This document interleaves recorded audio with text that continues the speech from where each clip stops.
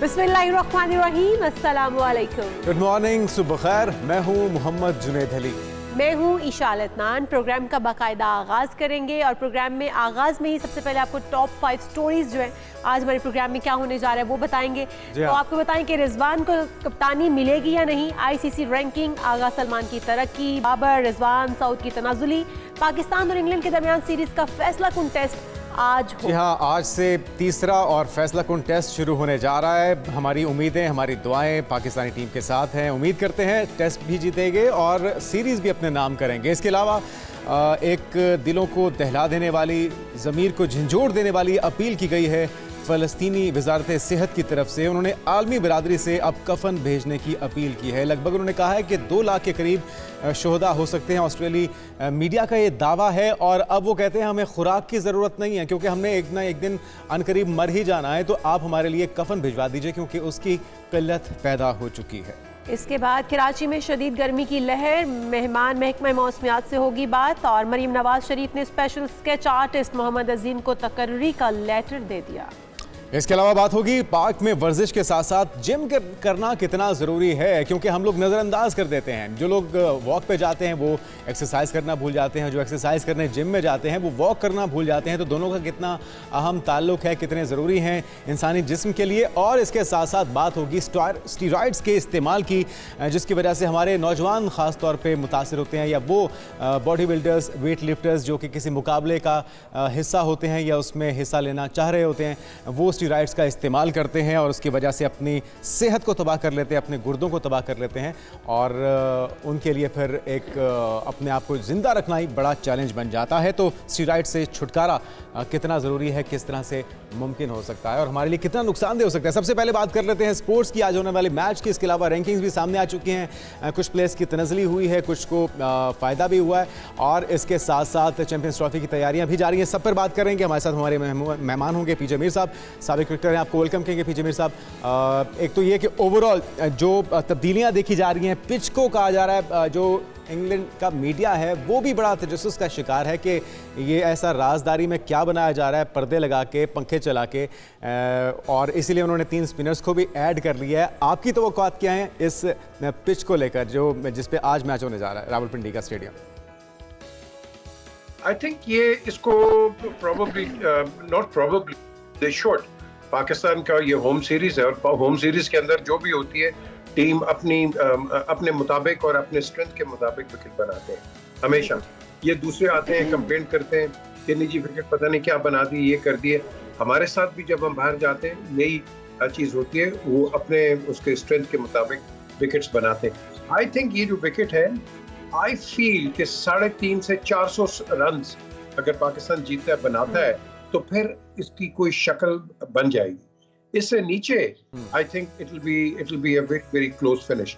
Pakistan 3 spinners खिला रहा है बिल्कुल, और 3 जब स्पिनर्स खिला रहा है उसका तो क्लियर इंडिकेशन है कि विकेट एक टर्निंग विकेट होगी है। एटलीस्ट अगर पहले हाफ में नहीं, लंच के बाद इसने टर्निंग करने करना। अभी आपको मॉइस्चर मिलेगा, हर चीज।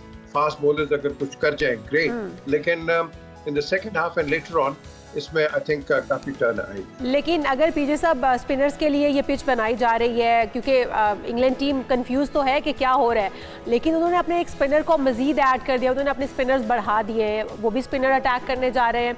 अगर हमारी बैटिंग लाइन लड़खड़ा जाती है तो क्या चांसेस हैं हमारे पास, क्या हम ये सीरीज फिर भी नाम कर पाएंगे या क्या समझते हैं आप? अच्छा, ये देखो ना, अब 1-1 है हम दोनों और पाकिस्तान ने एक अच्छा जवाब, वेरी गुड, क्योंकि हम विशाल बड़े नेगेटिव हो जाते हैं, पाकिस्तान हारता है या एक बुरी पोजीशन पे होता है, पर तनकीद करने के लिए चले जाते हैं। देखो, क्रिकेट के जीतने की किसी के पास कोई फ्रेंचाइज नहीं है। मैं हमेशा कहता हूँ के लिए कि आपने अपना 100% देना है और उसके बाद आपको थोड़ा बहुत लक भी फेवर करती है, वेदर भी कहीं फेवर कर जाता है, और ये जो चीजें होती हैं ये सब मद्देनजर रखनी चाहिए। लेकिन आपने अपने स्किल्स को नहीं भूलना है। और यहाँ मैं समझ कि जब आपने ये सवाल किया है, इसके अंदर देखो, अगर वो स्पिनर्स खिला रहे हैं, दैट मींस कि जो सारा मद्देनजर होगा वो स्पिनर्स पाकिस्तानी ठीक। अच्छा, लेकिन मीर साहब, अगर ये बॉलिंग पिच ही होती है तो फिर हमारे लिए तो मुश्किलात होंगी। हमारी बैटिंग लाइन लड़खड़ा गई तो फिर इसके लिए हमें क्या हिकमत अमली अपनानी चाहिए? अब ये जो आपने सवाल किया कि भाई क्या करना चाहिए, वो यार ये लोग टेस्ट खेल रहे हैं, ये टेस्ट क्रिकेट है, अगर इसके अंदर ये लड़के आ जाएंगे तो मैं तो उस टीम को फारिग करूंगा। भाई आपने जब टेस्ट किसको कहते हैं? Test of nerves, test of skills, test of ability and test according to the situations जो आपके पास प्रेडोमिनेंट होती है। अगर आप उसमें फेल हो जाते हो और कहते हो नहीं जी आप ही के मुताबिक हर चीज चले, इस तरह नहीं होता है। ये इसको हमेशा मैंने कहा है, there is a fair contest between the bat and the ball.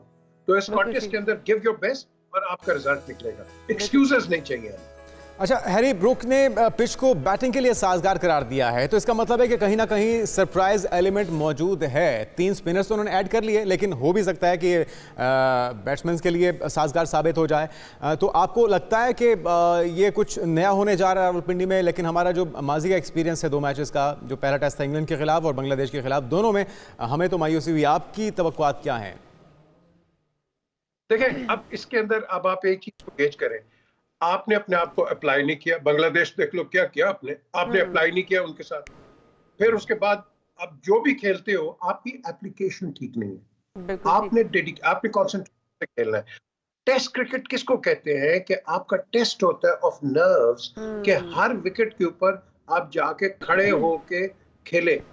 हम खेलते हैं टेस्ट क्रिकेट वनडे और T20 की तरह। आपकी जो शॉट्स हैं बड़ी इम्पेचुअस शॉट्स होती हैं कि जो कि शॉट सिलेक्शन में आप मार खा जाते हैं, कंसंट्रेशन के साथ खेलते नहीं है। यस, ये खेलते नहीं है उसमें।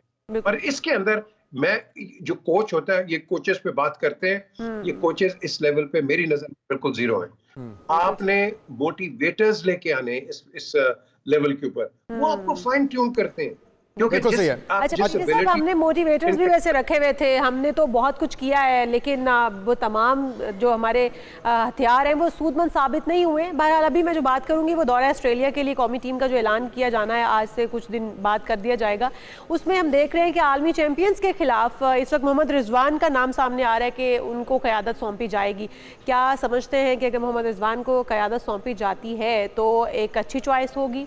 अब ये जो आपने सवाल किया, ये बहुत पुराना गहरा सवाल है।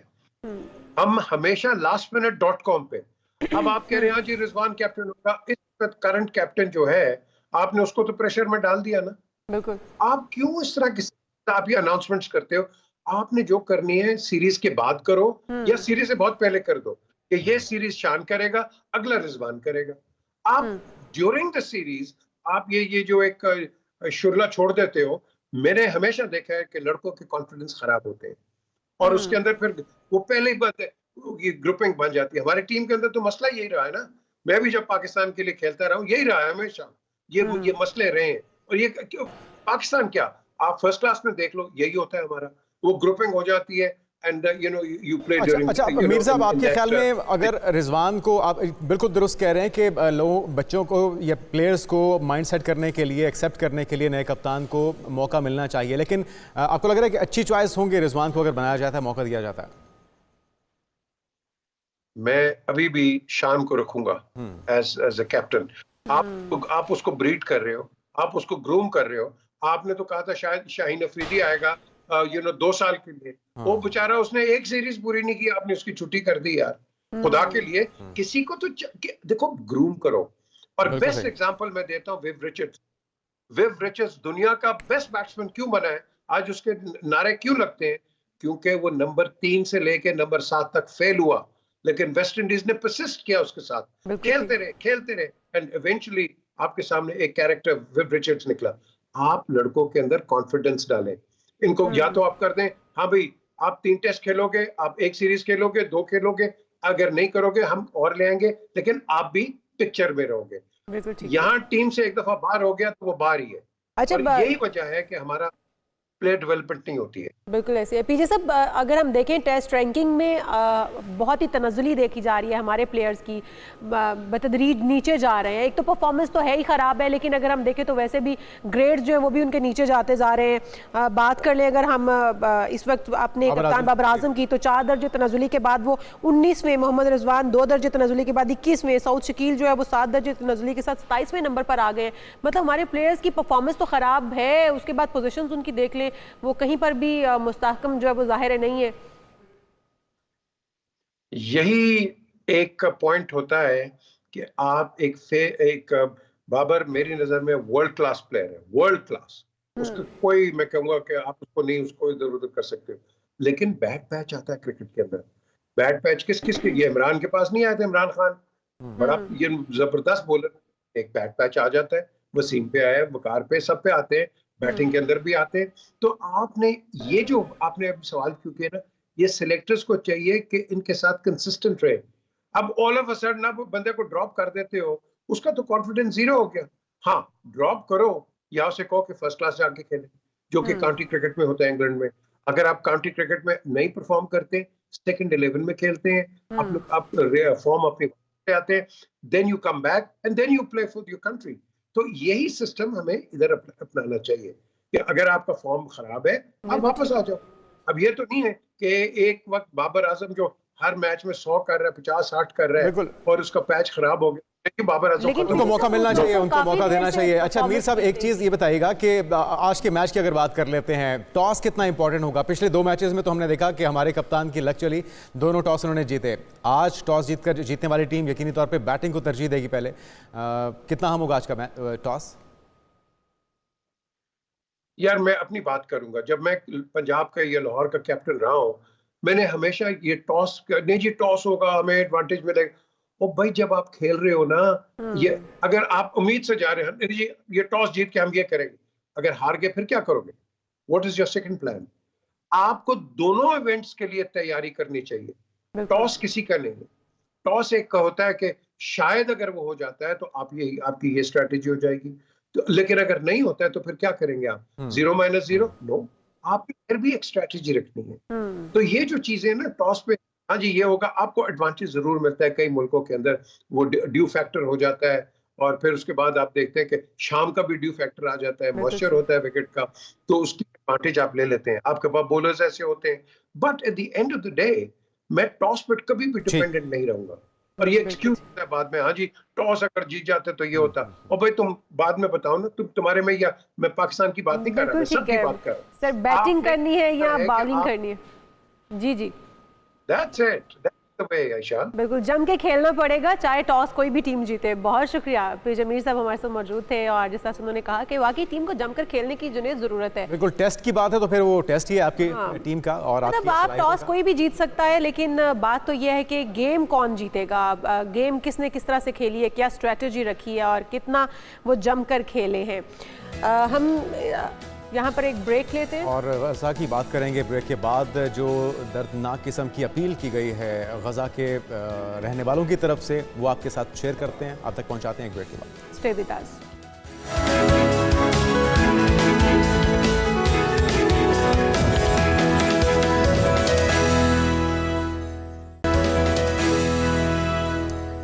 नाज़रीन वेलकम बैक। और बात हो जाए गज़ा में इसराइली बर्बरियत की, जो कि मुसलसल जारी है, और ऑस्ट्रेलियाई मीडिया ने एक हैरानकुन दावा किया है, और वो दावा यह है कि गज़ा में लगभग अब 2 लाख फ़लस्तीनी शहीद हो चुके हैं। क्योंकि हमारे पास जो फिगर्स थे उसमें 41 से 42 हज़ार रिपोर्ट हो रही हैं शहादतें, लेकिन यहाँ पे बात 2 लाख से भी तजावज़ कर गई है। तो फ़लस्तीनियों की अमवात पर अब बरतानवी माहिरीन सेहत की राय पर की गई जो तहकीक है, गज़ा में बदतरीन बहरान जारी है और वहाँ 8% आबादी शहीद हो चुकी है। आलमी इदारे सेहत की जानिब से भी गज़ा में फ़लस्तीनियों की शहादतों की तादाद बताई जा रही है कि वो असल जो रिपोर्ट हो रही हैं शहादतें, उससे कई गुना ज़्यादा है। बिल्कुल ऐसे ही, और इंसानी हकूक़ की तंजीमें भी अमवात की तादाद पर सवालिया निशान उठा रही हैं कि ये शहादतें कब रुकेंगी। ये अब तो अलमिया ये है कि लाशें ढांपने के लिए वहाँ पर कफन भी कम पड़ चुके हैं। फ़लस्तीनी वजारत सेहत ने आलमी बरादरी से कफन भेजने की अपील की है, और ये इतनी दर्दनाक अपील है। उन्होंने कहा है कि अस्पतालों में कफन ख़त्म हो चुके हैं, सर्दी बहुत ज़्यादा है, उसके बावजूद हम जो कंबल हैं हमारे इस्तेमाल के, वो हम मकतूल फ़लस्तीनियों की लाशें ढांपने के लिए इस्तेमाल कर रहे हैं। तो हमारे बचने की उम्मीद तो नहीं है, हमने आज नहीं तो कल मरना ही है। हमें खाने की अशिया की बजाय हमें आप कफन भेज दें। तो ये कितना तकलीफ दे और दर्दनाक अमर है कि हम लोग आवाज़ उठाने की बजाय, उनके साथ खड़ा होने की बजाय, उस जंग बंदी के लिए इक़दाम करने की बजाय हम उन्हें कफन भेजने पर मजबूर। इस अपील से ये भी लग रहा है कि गज़ा के जो शहरी हैं, फ़लस्तीन के जो मुसलमान हैं, अब वो मायूस हो चुके हैं। हमारे जो उनको लगता है कि दर्द का एहसास किसी को भी नहीं है। बिल्कुल ऐसा ही है। वज़ीर आज़म ने भी गुफ्तगू की है, जो फ़लस्तीन से हमारे यहाँ इस वक्त स्टूडेंट्स मौजूद हैं, क्या कहा है वज़ीर आज़म ने, वो भी आपको सुनवाते हैं। atrocities being committed by Israeli occupation forces, which have so far killed more than 43,000 Palestinian brothers and sisters. Whether these are Security Council resolutions or other international forums, including ICJ at Hague, nothing has helped in bringing ceasefire in Gaza. And the world... तो सुनिए वज़ीर आज़म की 2 लाख कफन कहा जा रहा है कि अब उनकी ज़रूरत है क्योंकि शहादतें 2 लाख से तजावुज़ कर गए हैं। हामिद मशरकी साहब हमारे साथ मौजूद हैं, माहिर आलमी उमूर। हामिद खान साहब, ये जो अपील है इसको देख के तो लग रहा है कि अब गज़ा के जो हमारे बहन भाई हैं उनको लग रहा है कि हमारे मुस्लिम उम्मा के अंदर एहसास ख़त्म हो चुका है। वो कह रहे हैं कि हमें अब खुराक की नहीं कफन की ज़रूरत है। क्या कहेंगे इस अपील पर आप? जुनैद, बहुत शुक्रिया। इंतहाई अफसोस की बात है। बात यह है कि ऐसे लग रहा है जैसे ये कोई फ़लस्तीनियों की या इंसानों की बात नहीं हो रही, कोई कीड़े मकोड़ों की बात हो रही है जिसकी वजह से दुनिया को इसका कोई असर नहीं। और बाकी बात रहेगी मुसलमान 53 ममालिक की, तो उनकी बेहिस्सी और उनकी बेबसी तो हम देख ही रहे हैं। बदकिस्मती तो ये है कि वो दुनिया जिसके अंदर जानवरों के हकूक की बात की जाती है, वो दुनिया जिसके अंदर मुर्दों के हकूक की बात की जाती है, वो दुनिया जिसके अंदर कहा जाता है कि जी किसी के साथ बेइंसाफी नहीं होनी चाहिए, ये नहीं होगी। मॉडर्न दुनिया हो, अमेरिका हो, यूरोप हो या बदकिस्मती से अमीर तरीन मुसलमान ममालिक हो, सब ममालिक का सबका रवैया ऐसे है जैसे हम फ़लस्तीनी में होने वाली शहादतों पे, इसराइल में होने वाले जुल्म पे बात नहीं कर रहे, बल्कि ऐसे जैसे कोई वो कीड़े मकोड़े हैं। हम खामोश तमाशाई बन चुके हैं हामिद सर। इस वक्त तो आप देखें ना कि 2 लाख शहादतें रिकॉर्ड हुई हैं, जो ऑस्ट्रेलिया मीडिया बता रहा है। हम लोगों के पास जो अदाद शुमार थे वो तो 40-42 हज़ार के करीब थे। 2 लाख शहादतें हो जाना, और अभी देखें तो जुल्म सितम ख़त्म नहीं हुए हैं। अभी भी फ़लस्तीन जो है वो इस वक्त भी जंग का मंजर जो है वो पेश कर रहा है। तो कब आवाज़ उठाएंगे हम, कब हम कोई बोल क्यों नहीं रहा हमें साहब? वजह क्या है? देखिए, बात वजह ये है मुसलमानों की कमजोरी, मुसलमानों की मैं बेहिम्मती और मैं और अल्फाज इस्तेमाल नहीं कर सकता।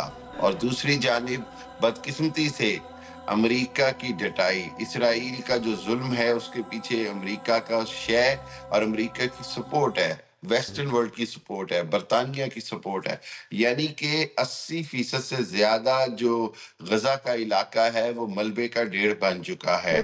स्कूल क्या, अस्पताल क्या, मीडिया हाउसेस क्या, ओल्ड हाउसेस क्या, सड़कें क्या, सब कुछ अस्पताल जो है वो भी हामिद साहब अस्पताल फंक्शनल नहीं है। जंग के कुछ असूल होते हैं, कुछ कवायद ज़वाबित होते हैं कि आप जो दरसगाहें हैं वहाँ पर हमला नहीं कर सकते, आप अस्पतालों पर हमला नहीं कर सकते। कौन इससे रोकेगा? आखिर अमेरिका भी जो है, जो अगर सुपर पावर होने का दावा भी करते हैं और साथ ही साथ वो इस दहशतगर्दी कहेंगे हम जो खुलेआम की जा रही है उसको सपोर्ट कर रहा है। देखिए, इसको इशाल ऐसे है कि इसको रोकेगा तो 2 सूरतों में है। एक, मुज़ाहमत रोकती है, या इसको मुकम्मल तौर पर इसराइल के का बाइकआउट किया जाए, इसराइल को मुकम्मल तौर पर तनहा किया जाए, इसराइल के साथ मुसलमान ममालिक अपने ताल्लुकात ख़त्म करें। और सबसे बढ़कर ये है कि अगर उम्मत के अंदर कोई जानदार लीडरशिप होती तो कभी भी ऐसे ना होता। मैं बार बार ये कहता हूँ कि पाकिस्तान हो, तुर्की हो, ईरान हो, मलेशिया हो, इंडोनेशिया हो, कतर हो, बहरीन हो, सऊदी अरब हो, मिस्र हो, ये सारे ममालिक अपने अपनी तई अगर अपनी ताकत को इकट्ठा कर ले तो इसराइल की जुर्रत ही नहीं हो सकती थी कि इस तरह की बर्बरियत और जुल्म। और अब तो हामिद साहब वो सिर्फ कफन मांगते हैं, वो कहते हैं खुराक की कमी भी वहाँ पर है, लेकिन खुराक ना भेजें, हमें सिर्फ कफन भेज दें। वो तो इतने मायूस हो चुके हैं। खुराक की कमी इतनी है इशाल के एक अंदाजे के मुताबिक 8 लाख लोग सिर्फ खुराक की किल्लत से जान को जा सकते हैं गजा के अंदर, जिसके अंदर 2.5 लाख से ज्यादा बच्चे शामिल होंगे। ये वो रिपोर्ट्स हैं जो वर्ल्ड हेल्थ ऑर्गेनाइजेशन की हैं, यूनाइटेड नेशन की हैं, लेकिन दुनिया का इस पर अपने कानों पर जूं तक नहीं रेंग रही। और इसराइल जो है वो रोजाना के 100, 200, 500, 1000 फलस्तीनियों को बमबारी करके मारता जा रहा हम है। सबको हिसाब बात देना यह होगा। है कि- हामिद खान साहब, बहुत शुक्रिया, आपका बिल्कुल वक्त की बहुत कमी है, वरना हम इसके ऊपर मजीद बात करते हैं। हामिद खान अल-मशरकी साहब हमारे साथ मौजूद थे, जिस तरह बता रहे थे कि हम सब सो रहे हैं, अक़वाम आलम जो है इस वक्त सो रहा है, गजा के अंदर जो हो रहा है उसके ऊपर हम सबको आवाज़ उठानी चाहिए, हम सबका फ़र्ज़ बनता है। एक ब्रेक लेते हैं, यहाँ पर एक ब्रेक शामिल करते हैं। Stay with us.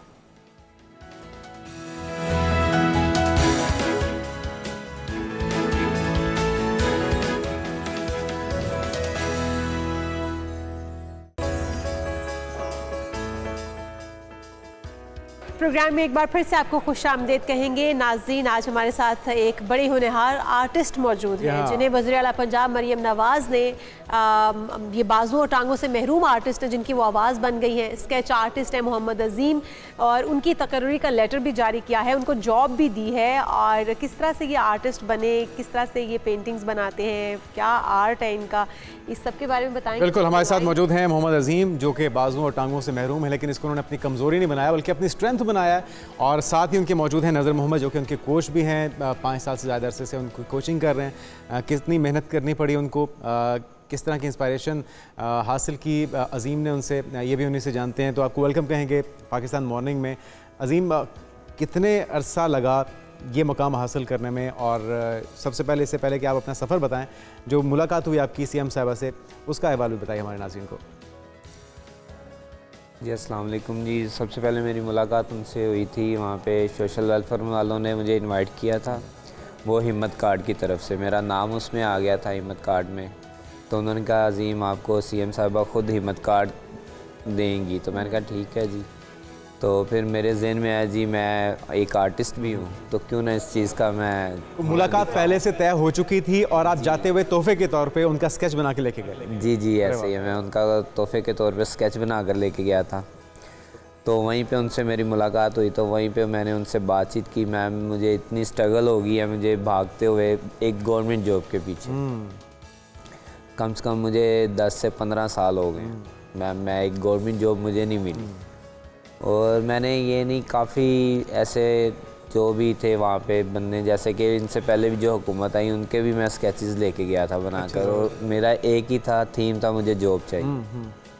और वो कह चाहते थे जी हम आपको पे कर देते हैं। मैं कहा मुझे पेमेंट नहीं चाहिए, मुझे लाइफ सिक्योर चाहिए, मुझे काम। ये बड़ी पॉजिटिव चीज़ है कि हमारे चौराहों पे, हमारी सड़कों पे पूरे हाथ और पाँव के साथ लोग भीख मांग रहे हैं, जो काबिल मजम्मत है। भिखारियों की तादाद बढ़ती जा रही है, लेकिन आप माशाल्लाह मशअले राह हैं हमारे उन नौजवानों के लिए, बच्चों के लिए, बच्चियों के लिए, जिनको अल्लाह ताला ने किसी आजमाइश से गुजारा हुआ है। लेकिन अल्लाह ताला ने अगर कमजोरी दी है तो बहुत सारी सलाहियतों से नवाजा है। हाँ, एक नहीं कई सलाहियतें माशाल्लाह। ये स्केच बनाना, ये पेंटिंग करना, ये शौक कब से पैदा हुआ अजीम? जी ये शौक तो मैं छोटा सा था, स्कूल में गया था, वहाँ पर वो भी स्पेशल बच्चों का स्कूल था, रेंजर्स का। वहाँ पे स्टडी करने गया, मैंने देखता था बच्चों को करते हुए काम, तो मैंने कहा अगर ये कर सकते हैं मैं क्यों नहीं कर सकता। बिल्कुल जी, उसको सफ़र वहीं से जारी करते करते। पहली पेंटिंग क्या बनाई, याद है अभी भी? लाइफ की पहली पेंटिंग हो? जी जी याद है मुझे। सेब और आम ही बनाते होते, वही बनाया था। और वो तो आड़े तिरछे हम अभी भी बनाते हैं। लई वो नहीं बनाया था मैंने सिर्फ एक मंजर बनाया था, बिल्कुल अच्छा, एक बच्चों की तरह ही बनाया हमने, सेम था। अच्छा, फिर उसकी ट्रेनिंग बाकायदा ली किसी से, टीचर से? जी वहीं पे स्कूल में हमारे एक टीचर थे, उन्होंने ट्रेनिंग दी। और इतना तो नहीं मैं स्टडी कर सका था, फिर मुझे छोड़ना पड़ा, कुछ घर के हालात, आने जाने का मसला हो गया था। तो छोड़ने के बाद फिर इस चीज़ को मैंने कंटिन्यू रखा खुद से, फिर मैंने सीखना शुरू किया यूट्यूब से। अच्छा, जब सीएम साहिबा के पास लेके गए, हम उसका भी पूछते हैं हम, क्योंकि कोच भी हमारे साथ मौजूद हैं अजीम साहब के। जो सीएम साहिबा की स्केच लेकर गए, उनके क्या तासुरात थे, उनको पसंद आई वो स्केच?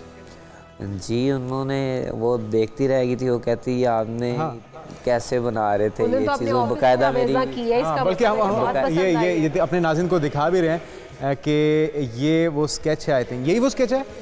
जी नहीं। अच्छा, ये तो मैं वो सर्टिफिकेट आपको दिया? जी जी, वो सर्टिफिकेट मुझे दे। अच्छा, हम चाहेंगे हमारे जो प्रोडक्शन टीम है अगर वो स्केच दिखा सकें सीएम साहिबा का जो तोहफा दिया है, और फिर सीएम साहिबा ने अपने ऑफिस में वो तस्वीर तो लगाई भी किया है। बिल्कुल। अच्छा, क्या अब बेसिकली उन्होंने आपको नौकरी भी दे दी है और अब आप बच्चों को आर्ट भी सिखाएंगे अलहमरा आर्ट काउंसिल में, कल्चरल काउंसिल में, ऐसा ही है? ऐसा ही है। ज़बरदस्त। अच्छा, ये तो आपने अपना आर्ट जो है वो हमें बताया कि आप किस तरह से पेंटिंग बनाना सीखा, स्केचिंग सीखी, आप जिमनास्टिक भी सीख चुके हैं, आपके साथ में कोच मौजूद हैं। पहले तो वेलकम टू शो आपको भी कहेंगे, आपकी भी बहुत हिम्मत है, आपने जिस तरह से सिखाया। कितना टाइम लगा आपको सिखाने में और क्या आप प्रॉपर सीख चुके?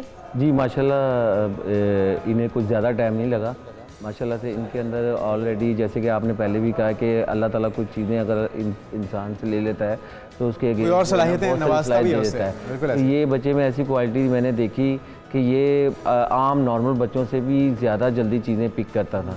तो मेरे अंदर भी एक शौक़ पैदा हुआ और मैंने इसके लिए एक स्टूडियो अपने घर में बनाया और उसके अंदर इसकी चीज़ें लगाई जो इसके मुताबिक थी, जो इसकी बॉडी के हिसाब से लगाई हुई थी। उसमें रिंग थे, पैरेलल बार्स थी, तो इस पे इसने यानी कि बहुत जल्दी इसको पिक किया गेम को। आपको ये एज ए चैलेंज आपने लिया कि अजीम को आपने जिमनास्टिक सिखाना है? वैसे और नॉर्मल बच्चों को भी सिखाते हैं आप? जी, नॉर्मल बच्चों को भी मैं सिखाता हूँ जिमनास्टिक, और इससे पहले भी कई स्पेशल बच्चों को मैं जिमनास्टिक सिखा चुका हूँ, इसलिए मेरा ऑलरेडी एक एक्सपीरियंस था प्रोफेशन का हिस्सा। और इससे भी मैंने चैलेंज लिया कि इसके, क्योंकि जो पहले मैंने बच्चों को सिखाया उसमें किसी के पाँव ख़राब था या किसी का एक हाथ ख़राब था, लेकिन ये एक चैलेंज था कि जिसके दोनों पाँव भी इससे भी महरूम है और दोनों हाथों से भी, तो इसको सिखाना एक मुश्किल ज़रूर था, लेकिन इस बच्चे में ना एक अलग ही एक लगन थी, स्पार्क था। हाँ, स्पार्क था, जिससे ये बहुत जल्दी चीज़ें सीख जाता है। अच्छा, ये जिमनास्टिक बहुत मुश्किल है गेम, और जिस तरह से वो रिंग्स के साथ भी करना, फिर आई थिंक वो पैरेलल बार्स हैं, रिंग्स हैं, बार्स हैं, तो ये तमाम ट्रिक्स सीख चुके हैं आप? सब सीख गए हैं। उसकी वीडियोस भी हमारे आगे चल के क्या प्लान है? जिमनास्टिक को आगे लेकर चलना है? किसी प्लेटफॉर्म पर अगर मुकाबले का मौका मिला तो आपने उसमें पार्टिसिपेट करना? एज ए प्रोफेशन ज़्यादा क्या पसंद है, पेंटिंग या जिमनास्टिक? मेरा तो ये दोनों चीज़ों का शौक़ है, और सबसे ज़्यादा तो ये है, ये तो एक वैसी शौक़ है ना बचपन से पेंटिंग का, तो पर ये जो है जिमनास्टिक है ये तो मेरा प्रोफेशनल भी है, और मैं इसको आगे भी लेके जाना चाह रहा था, पर जिस वजह से मैं नहीं लेके जा पाया क्योंकि मुझे कोई सपोर्ट नहीं मिली थी कहीं से भी। और इस दफ़ा मैंने सीएम साहिबा से भी रिक्वेस्ट की थी इस चीज़ की कि मैं आगे जाना चाहता हूँ। अच्छा, सीएम साहिबा ने आपके घर की सड़क बनाने का भी ऐलान किया, फिर आपको जॉब भी दी, आपके लिए व्हीलचेयर का आई थिंक इलेक्ट्रिक व्हीलचेयर का भी अरेंज किया। तो मतलब क्या उसके बाद आपके खुशी कितनी हुई आपकी और क्या किसी ने महसूस किया है एक लंबे अरसे के बाद? जी जी, क्यों नहीं, कहीं ना कहीं तो सुनवाई हुई आपकी। जी जी, क्यों नहीं, कहते ना चाहे देर से आए पर दुरुस्त है। और शुक्र अल्हम्दुलिल्लाह, अल्लाह का लाख लाख शुक्र है इस चीज़ का। मैंने पहले भी कहा था, मैं ना जितने भी यहाँ पे पहले आ चुके हैं उन्होंने किसी ने कुछ नहीं सुना, पर ये पहले भी नून लीग वालों ने मेरी बात सुनी थी। आज से काफ़ी अर्सा पहले की बात है, 2010 में या 11 की बात है, तब भी मुझे उन्होंने सपोर्ट किया था। इस जो हमज़ा साहब है उन्होंने, और अब देखें मरियम साहब ने मुझे सपोर्ट किया है, क्योंकि ये नून लीग के अलावा कोई भी। अच्छा, ऐसी कोई चीज़ जो दिल में रह गई हो कि ये काम होना चाहिए, अभी तक नहीं हो पाया, तो हमारे प्रोग्राम के ज़रिए शायद पहुंच जाए हुक्मरानों तक? जी, मैं यही चाहता हूँ, जैसे कि मेरे जैसे बहुत हैं जो घरों में पड़े पड़े बेचारे बेकार हो जाते हैं, तो अगर हमें जैसे मुझे मौका दिया गया है जॉब के लिए, अगर उनमें उनको भी ऐसे बाहर निकाल के कोई ऐसा रोज़गार बनाया जाए जो वो किसी के आगे हाथ फैलाने के बजाय ना खुद कमा के खुद दें, जो मांगने वाले वो उनको दें, उनसे मांगे ना, दुनिया के आगे हाथ ना फैलाएं। तो जैसे कि घर वालों के खुद भी कुछ करना चाहते हो जो आपकी तरह बहुत सारे महरूम हैं हाथों पाँव से, उनके लिए खुद भी कुछ करने का लगन शौक़ है? जी, मैंने यही सोचा था, मैं एक अपनी भी एक NGO लॉन्च करूँगा, इस चीज़ को आगे बढ़ाऊँगा, पर कि इस चीज़ के लिए मैंने सर जी से भी अपने बात की थी और भी काफ़ी इधर उधर बात की थी, जैसे मैं ये चीज़ कर रहा हूँ क्यों ना मैं इस चीज़ को आगे बढ़ाऊँ, अपना ये आर्ट को आगे बढ़ाऊँ। बिल्कुल, इस और आर्ट को आगे बच्चों के बढ़ाइए, काबिल तक करूँ। हिम्मत नहीं हारनी पहुंचाऊं जो और नहीं यहाँ इसी तक तरह से पहुंच सकते। लगन के साथ, जज्बे के साथ और अल्लाह पे ईमान रखते हुए अपनी सलाहियतों को निखारते जाइए। हमारी दुआएं आपके साथ हैं, बेस्ट विशेस आपके साथ हैं। बहुत शुक्रिया आप दोनों की तशरीफ आने का। नाज़रीन, एक ब्रेक लेते हैं और ब्रेक के बाद हाजिर होते हैं। Stay with us.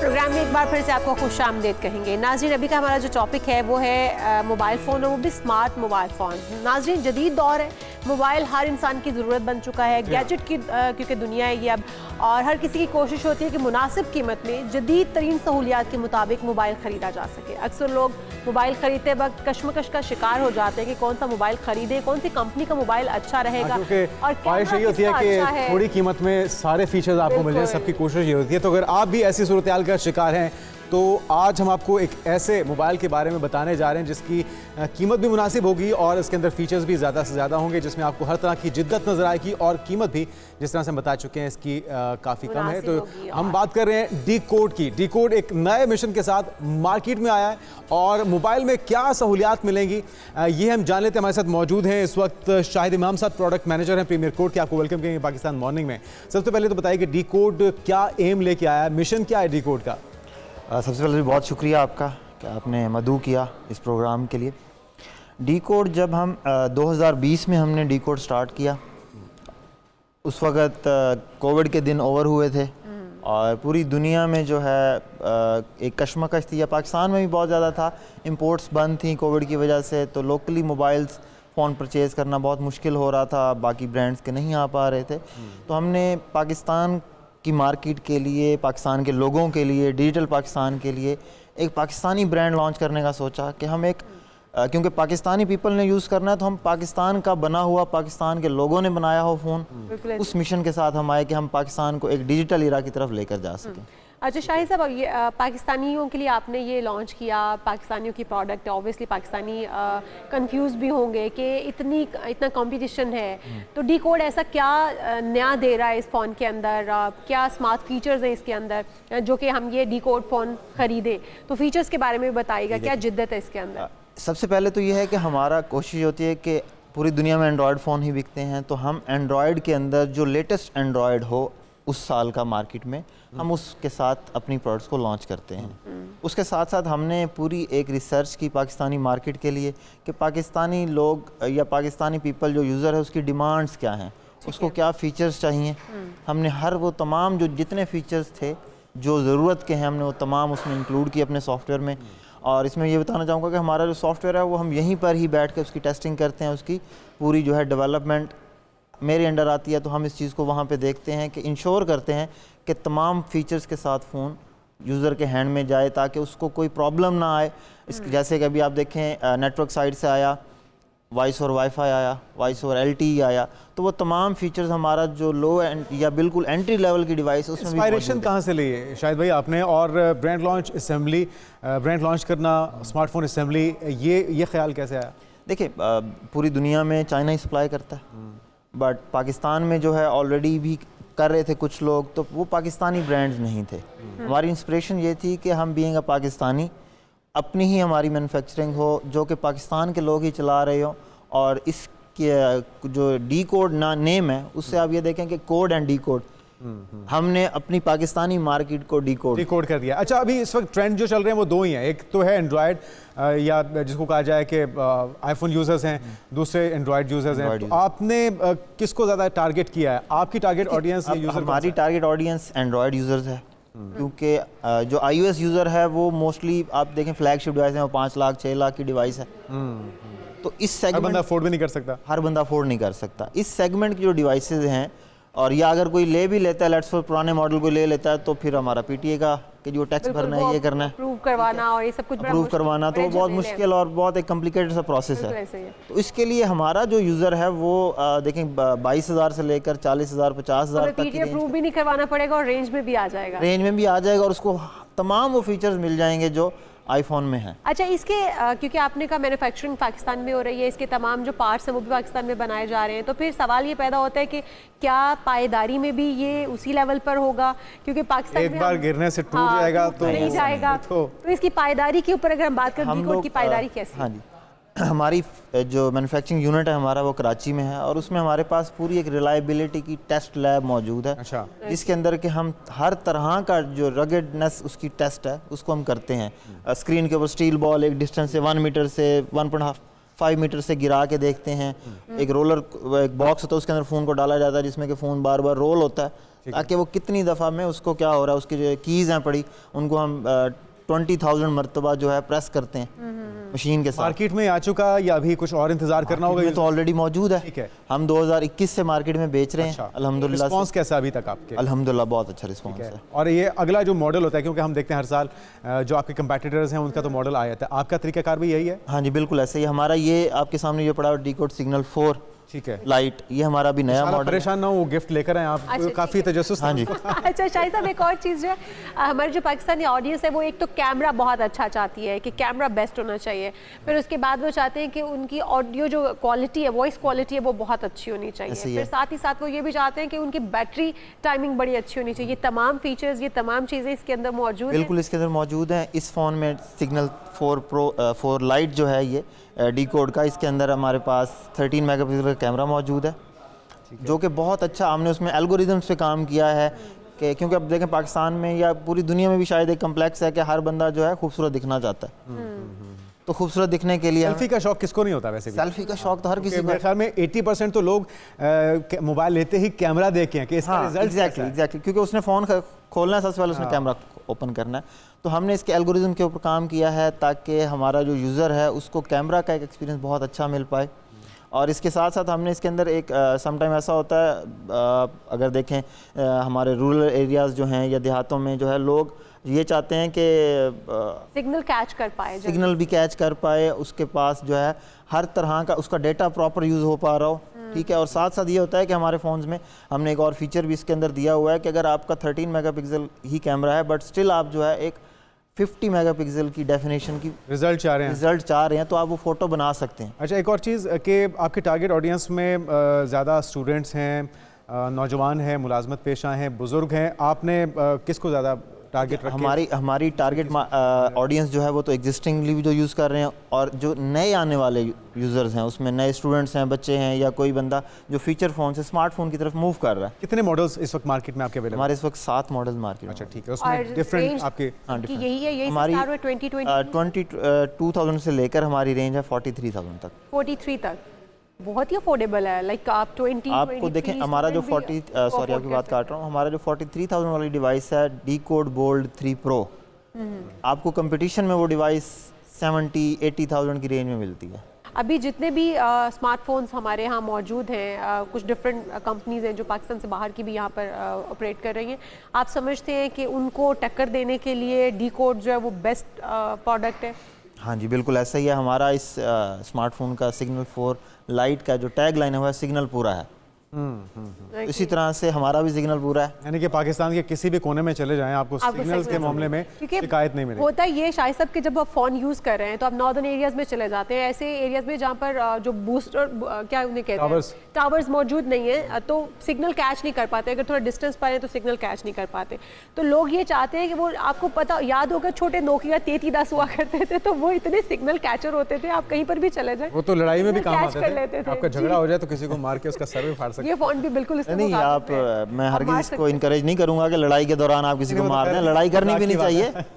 अच्छा खैर, ये बताइए कि हमने कुछ आपकी कल्चरल जो फीचर्स हैं वो भी देखे हैं कि आपने ख़ास जो सकाफत को मद्देनजर रखते हुए डिज़ाइन किए हैं। हम बीइंग अ पाकिस्तानी ब्रांड, ठीक है, हमारा एक और नया मॉडल आने वाला है इंशाल्लाह, वो आपके जब सामने आएगा तो आपको उसमें लगेगा कि हमारा वो डिज़ाइन भी पाकिस्तान में हुआ है और मैन्युफैक्चर भी पाकिस्तान में हुआ और पाकिस्तानी लोगों ने ही डिज़ाइन किया है। उसमें क्या मुनफरद किया, ज़रा सस्पेंस क्रिएट तो होगा यूज़र्स के लिए, तो हमें ज़रा हेल्प भी दीजिए। ये समझें कि जो डिज़ाइन है हमारा, आप देखें खातून बैठी हुई हैं, तो मोस्टली जो है हमारे देहातों में या सिंधी कल्चर में कुछ डिज़ाइन, अजरक का डिज़ाइन तो नहीं है कहीं?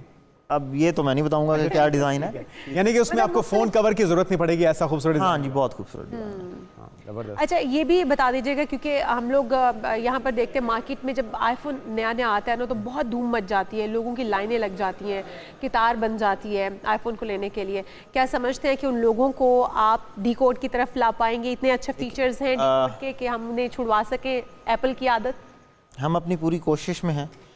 क्योंकि एप्पल की आदत अनफॉर्चुनेटली बहुत गंदी आदत है, क्योंकि इतने हाईली पेड फोन आपको रखने नहीं चाहिए। देखिए, अब फिर उसमें हर बंदा शौक में और दौड़ में लग जाता है। बेहतर है कि जो आप अफोर्ड कर सके। उसमें अब देखना ये पड़ेगा हमें कि एप्पल और एंड्रॉयड जो है, iOS और एंड्रॉयड का जो यूज़र है वो टोटली डिफरेंट है, एक तो।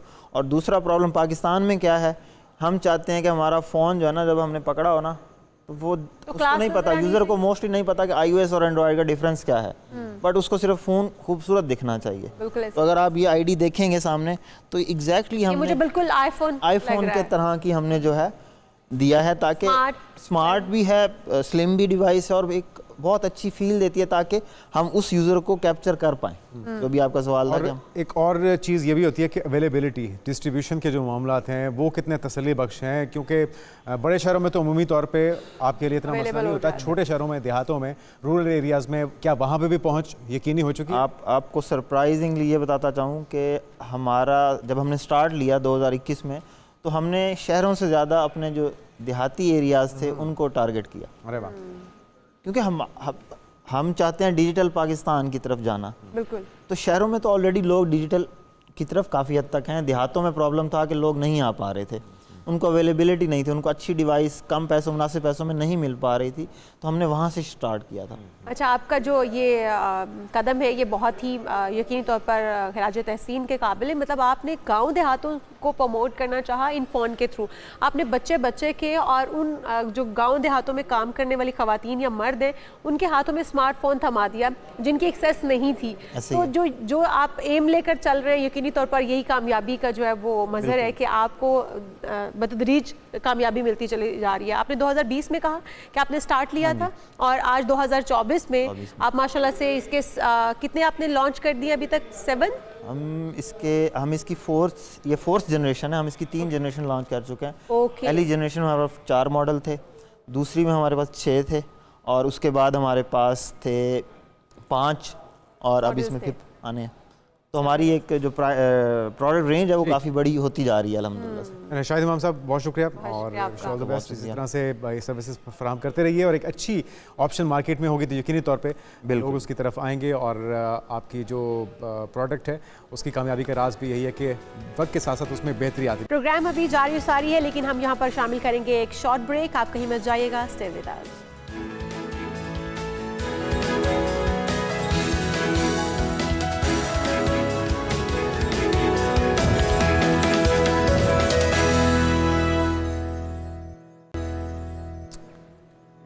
नाज़रीन, ब्रेक की बात खुशामदीद और बात हो जाए लाहौर की खूबसूरत जगहों की, तो आप लाहौर में रहते हो या फिर लाहौर से बाहर, शाही किला तो आपने देखा ही होगा। और शाही किले के हवाले से अच्छी खबर यह है कि किले के बहुत से ऐसे पोशीदा मकामात खोल दिए गए हैं जो ऐसा दराज से बंद थे, तो वहाँ पे तो भूत भी हो सकता है कि मिल जाए आपको। बिल्कुल जी, देखने जाते हैं हम। वो कौन कौन से मकामात हैं ये हमें बता रही हैं रूबारूज। तो देखते हैं पहले वो मकामात।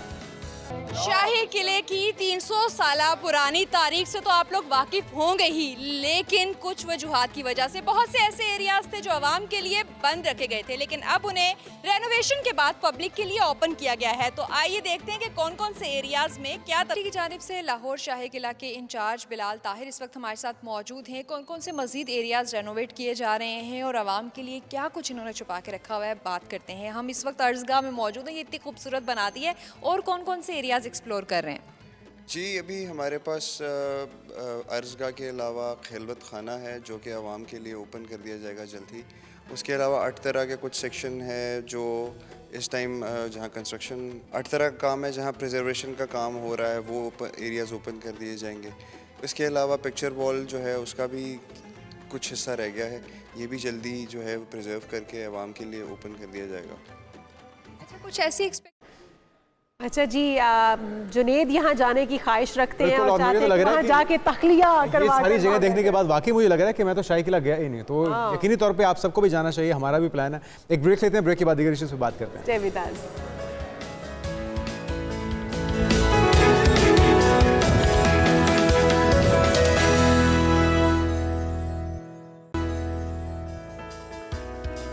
प्रोग्राम में एक बार फिर से आपको खुशामदीद कहेंगे। और नाज़रीन, जैसे कि आप सब जानते हैं कि अक्टूबर का महीना ख़त्म होने को है, लेकिन कराची में गर्मी ख़त्म नहीं हो रही है। वैसे तो ओवरऑल गर्मी नहीं जा रही है, लेकिन कराची की अगर बात करें तो वहाँ पे शदीद गर्मी की लहर इस वक्त भी जारी है। तो हम अपने मेहमान को ले लेते हैं, उन्हीं से जान लेते हैं। हमारे साथ शाहिद अब्बास साहब हैं, चीफ मेट्रोलॉजिस्ट। शाहिद अब्बास साहब, वेलकम टू शो। क्या कहेंगे कराची की गर्मी के बारे में, क्यों नहीं जान छोड़ रही शहर कायद के जो बासी हैं इस वक्त बड़े तंग हैं इस बात से? जी, आपकी बात बिल्कुल सही है। जो कराची में जो ही मिड सितंबर होता है तो उसमें जो है सी ब्रीज जो है वो कम होना शुरू हो जाती है और अक्टूबर में बिल्कुल खत्म हो जाती है। आप देखें तो वहाँ विंड काम है और बिल्कुल हवा नहीं चल रही, जिसकी वजह से टेम्परेचर जो है ज्यादा है और हवा में नमी का तनासब भी होता है, जिसकी वजह से बाकी इलाकों की निस्बत वहाँ कराची में काफी गर्मी होती है। अभी जो टेम्परेचर है, डे टाइम टेम्परेचर मैक्सिमम जो 37-38 जा रहा है और उसके साथ नमी में हवा भी चलती, तो जो हीट इंडेक्स है वो 40 के करीब या 40+ है। तो ये जो सिलसिला है, इसमें कराची में जो ये सेकंड स्पेल होता है गर्मी का, ये मिड सितंबर से मिड नवंबर तक चलता है। आने वाले अभी दो हफ्तों में ये रहेगा, लेकिन ये है कि एक हफ्ते के बाद शुरू हो जाएगा। मिड नवंबर में टेम्परेचर जो है 35 से नीचे आ जाएंगे। लेकिन अभी तो वो गर्मी रहेगी क्योंकि वहाँ सी ब्रीज नहीं चलती है, विंड नहीं है और नमी है, और उसमें से टेम्परेचर काफी मुश्किल है लोगों के, ज्यादा महसूस होती है। जुलाई अगस्त में सितंबर के शुरू में वहाँ जो टेम्परेचर जो है काफी सी ब्रीज की वजह। अच्छा, एक ये बताइएगा कि जिस तरह से हम देख रहे हैं कि गर्मी बहुत लंबी हो गई है, तो क्या सर्दी का मौसम भी लंबा रहेगा? शाहिद साहब, जिस तरह गर्मी लंबी जा रही है, सर्दी का मौसम भी लंबा जाएगा? नहीं, देखिए कराची में तो ना गर्मी ना सर्दी, उसका अपना सेल्फ तो कोई भी सिस्टम नहीं है, इंड्यूस सिस्टम है। हवा रुक जाएगी तो गर्मी होगी। इसी तरह सर्दी जो होती है तो वो मिड दिसंबर के बाद से लेके मिड जनवरी, एक महीने में अगर कोई वेस्टर्ली आ जाती है कंधार की तरफ से हवा तो फिर होती, वरना तो टेम्परेचर जो मिनिमम है वो 17-18 से कम नहीं होता कराची में। चलें, बहुत शुक्रिया शाहिद अब्बास साहब, चीफ मेट्रोलॉजिस्ट हमारे साथ मौजूद थे। उनका कहना है कि नवंबर के मिड तक उम्मीद है कराची के शहरियों को थोड़ा सा और इंतजार करना होगा। एक हफ्ते के बाद वो कह रहे हैं कि मौसम मुतदिल हो जाएगा और फिर जो सर्दी की फीलिंग है वो 2 हफ्ते के बाद आपको महसूस होगी। लेकिन सर्दी ज्यादा देर नहीं रहेगी, उसका दौरानिया वो नॉर्मली होगा, 1 से 1.5 माह का तकरीबन। आगे बढ़ते हैं और बात कर लेते हैं एक अहम मौजू की। एक तो इंसानी जिस्म के लिए वर्जिश कितनी ज़रूरी है। जो लोग वॉक करते हैं वो वर्जिश को भूल जाते हैं, एक्सरसाइज को भूल जाते हैं। जो एक्सरसाइज करते हैं वो वॉक को भूल जाते हैं। बेसिकली ये दोनों चीज़ें ज़रूरी हैं। और जो हमारे नौजवान हैं, ख़ासतौर पे शाल हम बात भी कर रहे थे इस पर, बॉडी बनाने के बड़े शौकीन जब जिम जाना शुरू करते हैं तो उनकी कोशिश होती है, उनकी ख्वाहिश होती है कि दिनों में वो बॉडी बना लें, ओवरनाइट कुछ ऐसा जादू हो जाए कि वो मसल्स दिखाने के काबिल हो जाएं, हाफ स्लीव्स या स्लीवलेस पहनने के काबिल हो जाएं। तो ये शॉर्टकट का जरिया एक होता है स्टीरॉयड्स का इस्तेमाल, जो कि आपको बांझ बना सकता है, आपकी सलाहियतों को, आपके बॉडी पार्ट्स को, आपके लंग्स को नुकसान पहुंचा सकता है और आपको मौत के मुंह में भी ले जा सकता है। तो ये सारी चीज़ें कितनी हसास हो सकती हैं और एक्सरसाइज कितनी ज़रूरी है, इस पर बात कर लेते हैं। हमारे साथ मौजूद हैं हाफिज़। बिल्कुल जी, हाफिज़ खालिद, मिस्टर पाकिस्तान भी आप रह चुके हैं। Welcome to show. आपको कहें हाफिज़, अब पहले तो यही कि आप खुद भी मिस्टर पाकिस्तान रहे हैं और अभी फिर मेरे ख्याल में आप अभी दोबारा से वर्ल्ड टाइटल के लिए कोशिश कर रहे हैं। बिल्कुल कोशिश कर रहे हैं, तो उसके लिए आपकी तैयारियां कैसी जा रही हैं, पहले तो ये बताइएगा। मैम, बहुत अच्छी तैयारी जा रही है मेरी, अल्हम्दुलिल्लाह। एक वर्ल्ड चैम्पियनशिप है, उसके लिए मे बी 8 to 6 वीक रह गए हैं, तो इंशाल्लाह अच्छी तैयारी चल रही है। अच्छा, वर्जिश पे ज़रा पहले तो हम वर्जिश पे आते हैं, फिर आते हैं स्टीरॉयड्स वाले मामले पे। एक्सरसाइज कितनी ज़रूरी है? हम देखते हैं कि जो लोग पार्क्स में जाते हैं जॉगिंग के लिए, वॉक के लिए, वो एक्सरसाइज को भूल जाते हैं या उसको मैनेज नहीं कर पाते। इसी तरह से एक्सरसाइज वाले वॉक को निगलेक्ट कर देते हैं। दोनों का होना कितना ज़रूरी है? देखिए जुनैद भाई, ये तो आपने यही पूछ लिया कि ज़िंदगी गुजारने के लिए सांस कितनी ज़रूरी है। सही कह रहे हैं। मतलब एक्सरसाइज जो है वो आपकी लाइफ है। जहाँ तक बात है वेट लिफ्टिंग की और आपकी कार्डिक एक्सरसाइज जो है, कार्डियो हम बोलते हैं, तो ये दोनों का कॉम्बिनेशन है।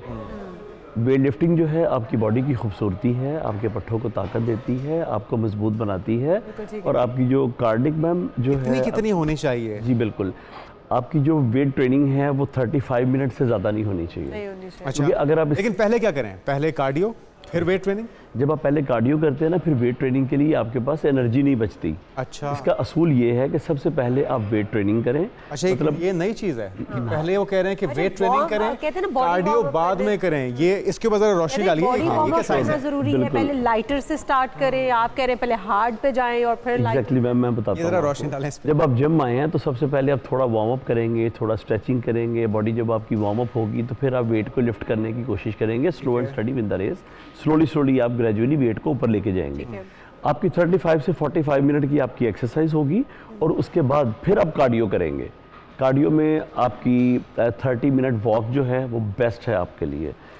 अगर आप वॉक करते हैं तो मेरा मानना ये है कि आपको कभी भी हार्ट के इश्यूज नहीं होते। अच्छा, बॉडी को एक तो शेप अप करना, टोन करना और एक फिट रहना, दोनों के लिए ही जाहिर है एक्सरसाइज और वॉक दोनों ही ज़रूरी है। अच्छा, ट्रेडमिल के ऊपर एक्सरसाइज मतलब जब जॉगिंग करना है, ये ठीक रहता है या इसका नुकसान भी हो सकता है? बिल्कुल इसका नुकसान है। ट्रेडमिल के ऊपर वॉक करना या जॉगिंग करना बिल्कुल सही नहीं है। आप उसकी निस्बत ये है कि किसी पार्क में, ग्राउंड में आप रोड के ऊपर वॉक कर लें, वो सबसे बेस्ट है। इससे आपकी जो नी है, नी इंजरी हो सकती है। लेकिन अभी जो हमारा मौसम चल रहा है ये बिल्कुल बाहर खुले में वॉक करने वाला नहीं है, स्मॉग चल रहा है। हम अगर पार्क्स में वॉक करते हैं, वैसे तो अगर एक अच्छा वेदर हो तो बहुत ही अच्छी बात है, क्योंकि ऑक्सीजन भी आप डायरेक्टली इनहेल कर रहे होते हैं दरख्तों से। इस वक्त हम स्मॉग इनहेल कर रहे हैं। इस वक्त अगर हम बेहतर है कि हम ट्रेडमिल, जी बहुत बेहतर है कि आप फिर अपने ट्रेडमिल कर लें, जिम में कर लें, घर पे कर लें, बेडरूम में कर लें, ट्रेडमिल कर लें, वो बहुत बेहतर है इसके लिए। ठीक है। अच्छा, स्टीरॉइड्स की तरफ जुनेद का ये था कि बहुत सारे बच्चे गिरदोनवा में हमारे इस चीज़ का शिकार हो रहे हैं। हमने देखा कि टीनेजर होते हैं, स्कूल कॉलेज से शॉर्टकट चाहते हैं ना, वो तहसील होते हैं और उनको समटाइम दूसरों को इम्प्रेस करने के लिए अपने साथ, और आप जैसे आप मिस्टर पाकिस्तान रह चुके हैं तो आप लोगों से इंस्पिरेशन लेते हैं और कहते हैं भाई हमें भी ऐसा बनना है, और वो भी बनना है रातों रात। वो रातों रात बनने के लिए स्टीरॉइड्स का इस्तेमाल करते हैं। कितने नुकसानदेह हैं, कितने हार्मफुल हैं, और क्या इनसे कोई फ़ायदा भी लिया जा सकता है? क्योंकि नुकसान तो बहुत ज़्यादा हैं। देखिए मैम, तंदुरुस्त जिस्म, खूबसूरत जिस्म अल्लाह की अनायत है। अगर यही जिस्म अंदर से खोखला हो तो आपके लिए बहुत बड़ी आफत भी है। मेरा मानना यह है कि आज जो लोग स्टीरॉइड का इस्तेमाल कर रहे हैं, आने वाले वक्त में इनको बहुत सारी बीमारियों की तरफ से इनविटेशन कार्ड आने वाला है। अगर आज आप स्टीरॉइड का इस्तेमाल करते हैं फॉर द टाइम बीइंग, आप समझते हैं अपना गोल अचीव करने के लिए, ट्रॉफीज़ के लिए, लोगों को इम्प्रेस करने के लिए, अपनी पर्सनैलिटी को, क्या नुकसान हो सकते हैं? कौन कौन से बॉडी पार्ट्स को डैमेज? सबसे मेजर नुकसान जो है, मैं आपको मेन चीज़ 2-3-4 चीज़ें बता देता हूँ। आपकी किडनी डैमेज हो जाते हैं, आपके लंग्स ख़राब हो जाते हैं, आपके हार्ट इशू बनना शुरू हो जाते हैं, आपके मूड स्विंग चेंज होते हैं, आपका हेयर फॉल स्टार्ट हो जाता है, आर्थराइटिस स्टार्ट हो जाता है, आपका जो हड्डियों का बुरबुरापन है वो शुरू हो जाता है, बीपी हाई होना शुरू हो जाता है, आप डायबिटीज़ हो जाते हैं। तो ये सारी प्रॉब्लम जो है स्टीरॉइड, तो आपको 80 साल के बाद मसाइल होने हैं, वो आपको जवानी में हो सकते हैं अगर आप स्टीरॉइड्स इस्तेमाल करते हैं। अच्छा, कोई फ़ायदा भी है या कोई, अगर आप किसी की गाइडेंस से, डॉक्टर के मशवरे से इस्तेमाल करें तो इसका फ़ायदा हो सकता है या कोई फ़ायदा नहीं? बेसिकली स्टीरॉइड डिपेंड करता है। स्टीरॉइड 2 तरह की होती है। एनाबॉलिक स्टीरॉइड होती है जो बॉडी बिल्डर यूज़ करते हैं, एक स्टीरॉइड होती है जो एंटी इन्फ्लेमेटरी होती है। वो बहुत सारी बीमारियों में डॉक्टर प्रिस्क्राइब करते हैं कि स्टीरॉइड लगाएं, लेकिन वो बॉडी बिल्डिंग के लिए डॉक्टर कभी भी प्रिस्क्राइब नहीं करते। देखिए, आपकी इंसानी बॉडी जो है वो तकरीबन टेस्टोस्टेरोन जो है वो 1 हफ्ते में, ये जो नेचुरली आपकी बॉडी बनाती है वो 50 mg बनाती है। आप उसको 1 हफ्ते में 300 mg अगर बॉडी में एक्सटर्नल ले रहे हैं तो वो डेफिनेट आपकी बॉडी का जो नेचुरल सिस्टम है उसको ब्रेक बॉडी बनाने में उसको यूटिलाइज कर दिया, तो फिर तो आप बांझपन का शिकार हो जाएंगे। बिल्कुल बांझपन का शिकार हो जाएंगे। बेबी पैदा होने के जो आपके अंदर हार्मोन्स हैं वो कम हो जाते हैं, वो डैमेज हो जाते हैं। तो इसकी आपकी सेक्सुअल लाइफ के ऊपर भी बहुत इम्पैक्ट होता है। फिर ये मार्केट में इतने नुकसान जिस मेडिसिन के मौजूद हैं, ये स्टीरॉइड्स मार्केट में इतने सरेआम क्यों बिक रहे हैं, मिल रहे हैं कि हमारे छोटे छोटे बच्चे, नौजवान लड़के इसको यूज़ कर रहे हैं और बीमारियों का शिकार हो रहे हैं? और वैसे ये इलीगल तो है, इसमें तो कोई दो जी बिल्कुल इलीगल है, और मैडम ये आम मिलता भी नहीं है। देखिए मैं छुपा के ही होगा मेरे ख्याल में। अगर आपका मेडिकल स्टोर वाला कोई जानने वाला है फार्मेसी तो वही आपको देगा, कोई आपको छुपा के देगा। कमाने का मैं हमेशा एक एग्जांपल देता हूँ कि वेपन जो है ना ये गलत नहीं होता, इसका इस्तेमाल डिपेंड करता है आप क्या कर रहे हैं। इसी तरह सोशल मीडिया भी तो है ना, देखें वो भी आपका अपने ऊपर है। बिल्कुल आपके ऊपर है कि आप कैसा इस्तेमाल कितना अच्छा कर रहे हैं, ये कितना आपके लिए नुकसान। अच्छा, चलें हमारे नौजवानों को जो ख्वाहिश रखते हैं, स्टीरॉइड्स भी इस्तेमाल नहीं करना चाहते, बॉडी बनानी है, ओवरनाइट तो नहीं बन सकती, लेकिन कैसे बनाएं, क्या खाएं, क्या पिएं कि उनकी अच्छी बॉडी बन जाए और स्टीरॉयड से भी उनका डैमेज ना हो? बिल्कुल, देखिए 3 चीज़ें हैं, आपकी गुड फैट्स हैं, आपकी कार्बोहाइड्रेट है और इसके अलावा आपकी बॉडी की प्रोटीन है।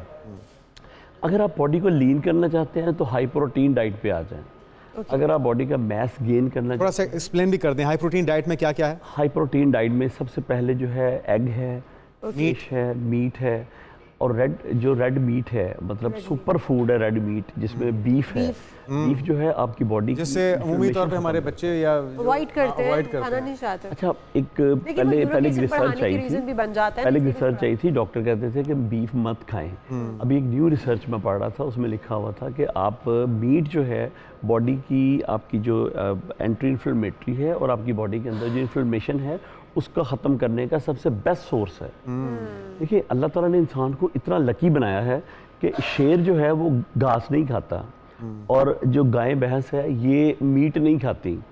अल्लाह ताला ने इंसानी जिस्म के अंदर, इंसानी मुंह के अंदर सब कुछ दांत लगाए हैं, जो ऐसा सिस्टम है, दोनों चीज़ें खाते हैं। दोनों चीज़ें खाते हैं, घास भी खा लेते हैं, घास भी खा लेते हैं, वेजिटेबल्स भी खाते हैं, मीट भी खाते हैं, सब चीज़ें खाते हैं। तो सर, अगर आपने बॉडी को लीन करना है तो हाई प्रोटीन डाइट पे आ जाए, जिसमें मीट है, फिश है, एग्स हैं, राजमा है, रेड किडनी बीन्स। अगर आपने लीन करना है, लीन करना, अगर आप स्मार्ट होना चाहते हैं तो हाई प्रोटीन मस्कुलर करना चाह रहे हैं, सिंपल सा कुल है। अगर आपने लीन करना है तो कार्बोहाइड्रेट को अपनी बॉडी से 50% कट कर दें। और उसमें क्या है कार्बोहाइड्रेट में? कार्बोहाइड्रेट में जो आप रोटी खाते हैं, चावल खाते हैं, ब्रेड खाते हैं, ये जो जितने भी बेकरी आइटम्स हैं, लंबी चौड़ी फहरिस्त है। ये सारी चीजें किस लिए? फाइबर। अगर आपने बॉडी बनानी है तो नहीं मैम, अगर कार्बोहाइड्रेट्स, हाँ मैं बताता हूँ, अगर आप चाहते हैं कि आपने बॉडी को लीन करना है, आपने स्लिम फिट रहना है, तो कार्ब जो है चावल कम कर दें। अगर आप बड़ी प्लेट खा रहे हैं, चावल भी छोड़ दें, आप रोटी भी छोड़ दें, ब्राउन राइस खा लें या फिर उसको बॉईल करके उसका स्टार्च निकाल दें। जी एग्जैक्टली, बॉयल राइस अच्छे हैं, लेकिन वो भी आप उसकी ना प्लेट छोटी कर दें। अगर आप सालन बड़ी प्लेट में खाते हैं तो उसको छोटा कर दें। तो अगर आप, मेरा मानना ये है कि अगर आप अपने पोर्शन कंट्रोल कर लेना तो आप कभी भी ओवरवेट। अच्छा, लास्टली, अगर आप जिम भी नहीं जा सकते, आप पार्क भी नहीं जा सकते, बहुत बिजी हैं, घर पे रहते हैं या हाउस वाइफ्स हैं, तो फिर आप घर में ही बैठे रूम में रहते हुए, घर में रहते हुए कितनी देर की एक्सरसाइज करें और क्या क्या करें? देखिए भाई, एक सिंपल योगा मैट लें, उसके ऊपर अपनी बॉडी को वार्म अप करें अच्छे से, और आप घर में जो फ्री वेट ट्रेनिंग्स हैं वो आप कर सकते हैं। वो इसके लिए एक्सक्यूज कोई नहीं होना चाहिए। मैंने योगा मैट भी रखा हुआ है, लेकिन ट्रेडमिल भी रखी है। नहीं, उसके रखे रहने से कुछ नहीं होगा, उसके ऊपर हरकत करनी पड़ेगी। वेट कम नहीं हो रहा तो विशाल, वो जो आपका योगा मैट है ना, वो बेड के नीचे पड़ा हुआ है। नहीं, वो उसको निकालें, उसके ऊपर मिट्टी जम गई है, उसको साफ करें, उसको निकालने का तकल्लुफ करें, उसको इस्तेमाल करें, इंशाल्लाह फिर आप ये नहीं कहेंगे मेरा वेट कम नहीं। अच्छा, ये इशाल ने 1-2 बार ये भी किया कि इन्होंने जिम की फीस जमा कराई है, ट्रैक सूट लिया है, जॉगर्स लिए, और फिर उन्होंने जाके अपने इंस्ट्रक्टर से पूछा भी सही कि मैंने सब कुछ किया, मेरा वेट नहीं कम हुआ। उन्होंने कहा आप जिम आती हैं, लेकिन जिम तो नहीं आती हैं। मतलब आप एक, वो कहते हैं ना कि आप फीस जमा करवाएं या फ्री में अगर कोई चीज़ मिल रही है तो फिर उसका फ़ायदा नहीं होता। तो मैंने कहा अच्छा मैं खरीद के देखती हूँ, पैसे जमा करा के देखती हूँ, लेकिन फ़ायदा फिर भी नहीं हुआ।